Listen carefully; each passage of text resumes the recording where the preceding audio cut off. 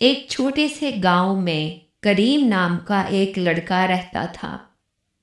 وہ بہت ذہین تھا، مگر اکثر چھوٹی چھوٹی باتوں کو نظر انداز کر دیتا تھا، خاص طور پر دین کی سنتوں کو۔ اس کے والد ہمیشہ اسے نبی کریم صلی اللہ علیہ وآلہ وسلم کی سنتوں پر عمل کرنے کی تلقین کرتے تھے، مگر کریم اسے معمولی بات سمجھ کر ٹال دیتا۔ ایک دن کریم اپنے دوستوں کے ساتھ کھانا کھا رہا تھا۔ وہ جلدی جلدی میں کھا رہا تھا، نہ بسم اللہ پڑھ رہا تھا، نہ ہی سیدھے ہاتھ سے کھانے کا خیال رکھ رہا تھا۔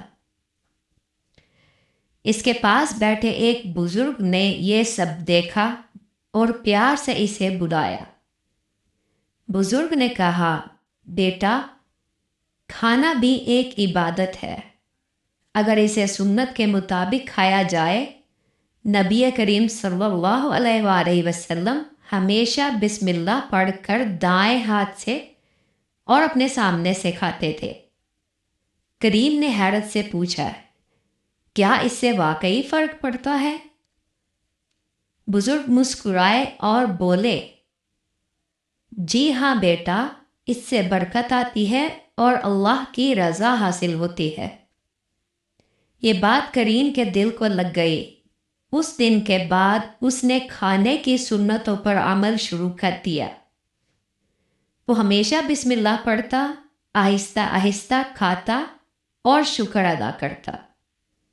کچھ ہی دنوں میں اس نے محسوس کیا کہ اس کے دل میں سکون آ گیا ہے اور اس کے گھر میں بھی برکت پڑ گئی ہے۔